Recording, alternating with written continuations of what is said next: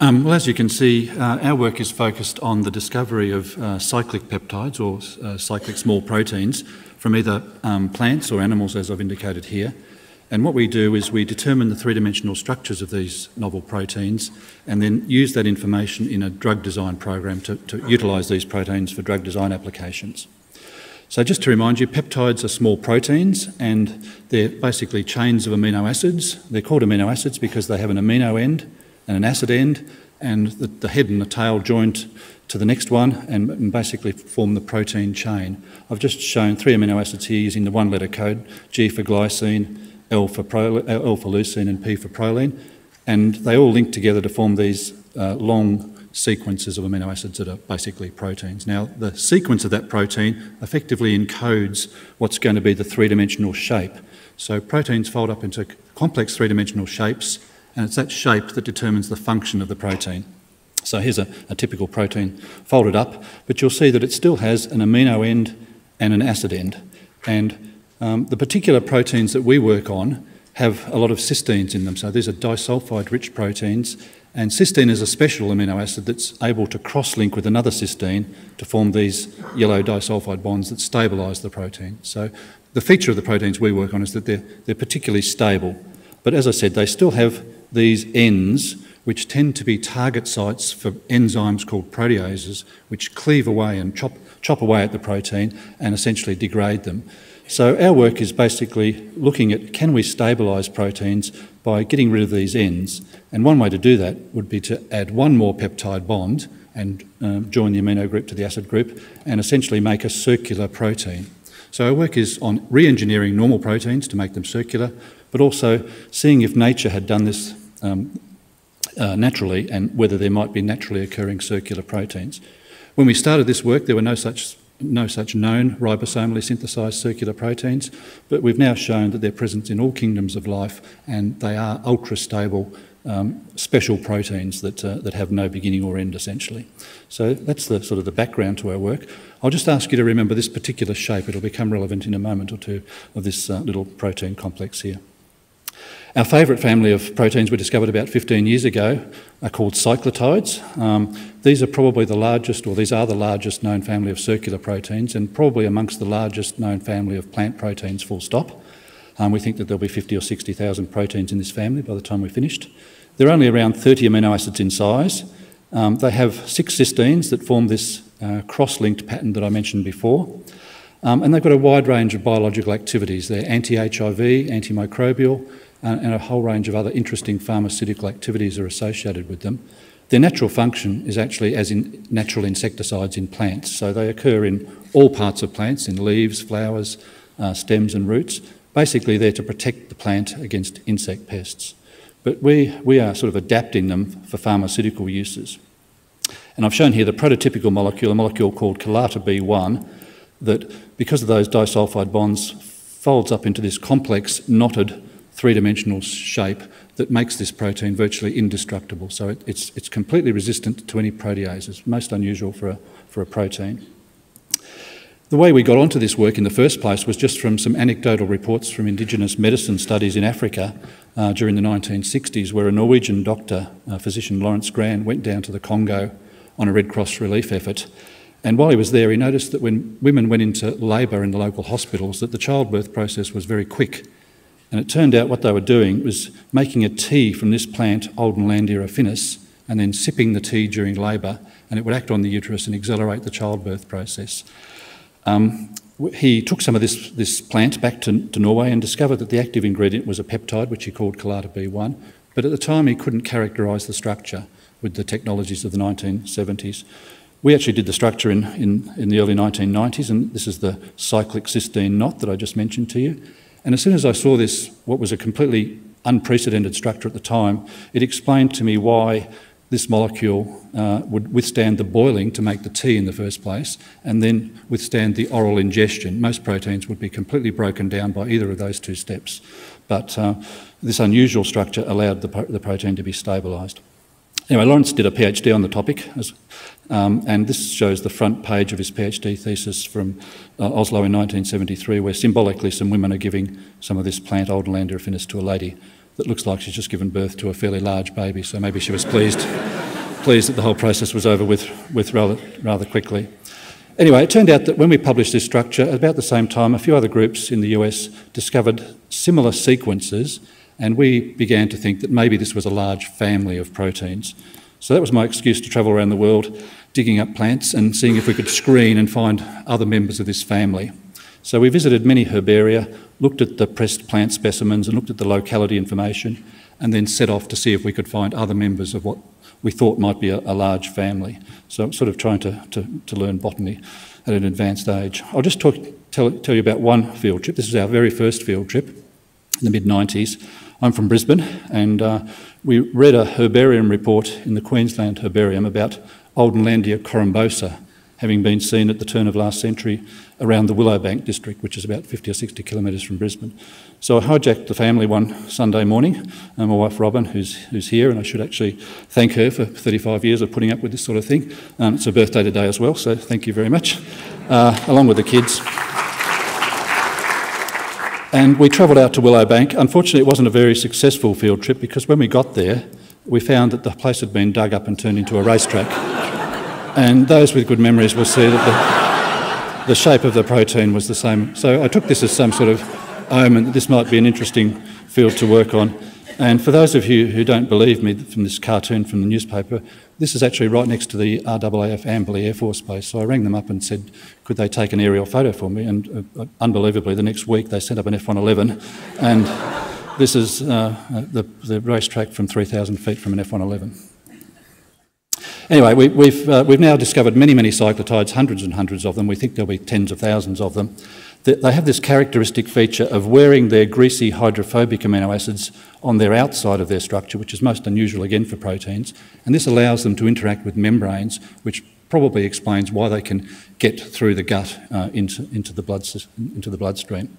We think of them as being what we call a combinatorial template with this cysteine knot scaffold in the middle and then a series of loops around the outside, so 6 cysteines, so 6 loops around the backbone. But in the natural proteins, nature varies those positions between the cysteines. So just from one plant, we see all of these different cyclotides.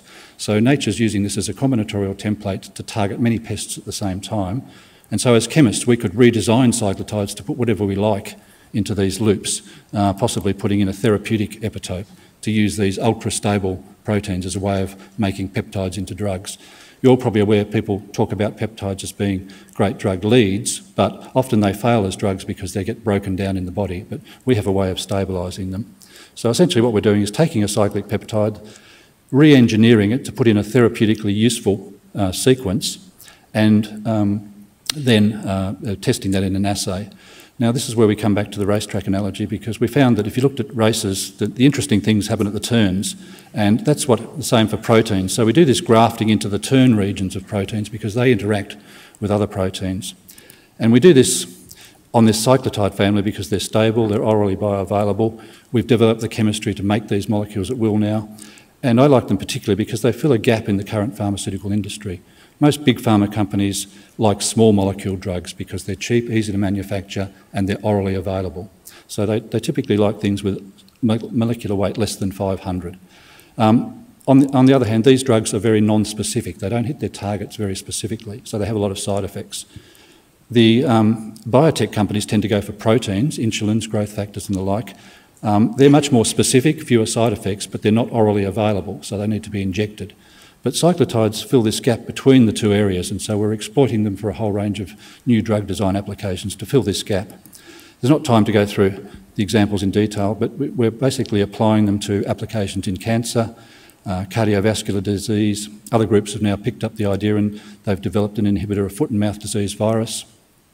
And another group has developed an orally active molecule for inflammatory pain using our Calata molecule as the template. So nothing's yet in human clinical trials. This is all animal data so far, but it's looking promising, and we're very encouraged that this ultra-stable framework may be useful in human therapeutics.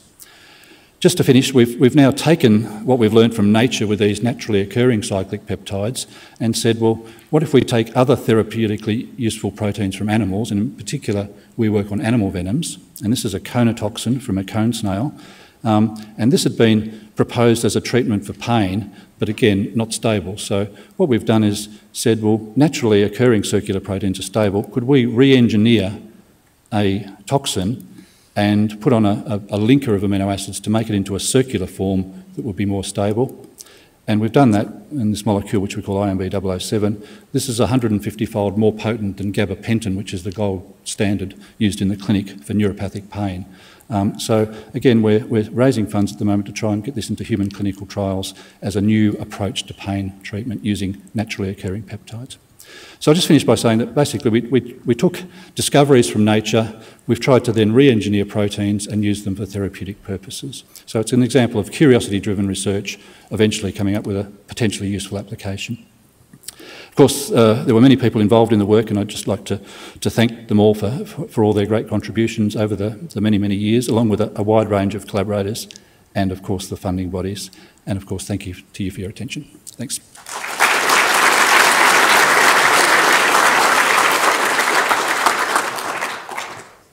Are there any questions or comments? Please wait till the microphone comes to you. David, excellent talk. Can you just clarify, are the macrocyclic peptides alone without the disulfide bonds also resistant to proteases? If you reduce them down, no, they become susceptible to proteases. They're less susceptible than a linear protein. So they're halfway in between a conventional linear protein without disulfide bonds. So it's really a combination of the disulfide bonds and the cyclic backbone together makes them indestructible. If you remove one or the other, then they become a little weaker. Suzanne? Sorry, Sally. Are there any problems with not being able to switch off the effect? I mean, if you're creating a drug in an indestructible format, how do you switch them off if you don't need them anymore? Yeah, well, good question. Obviously, there are clearance mechanisms from these, so they're actually cleared relatively rapidly from mammals, so they'll be excreted naturally. But the other issue is that we can actually engineer in whatever degree of instability we like. It's always nicer to start with something that's stable, and then there are certain amino acids that you can put in that would be more susceptible to cleavage, so you could put in a site for a particular enzyme, for example. Yes, it's a point that needs to be considered, but at the moment in animal studies they're cleared relatively quickly, so they have their effect and then they're cleared through the urine. Tony.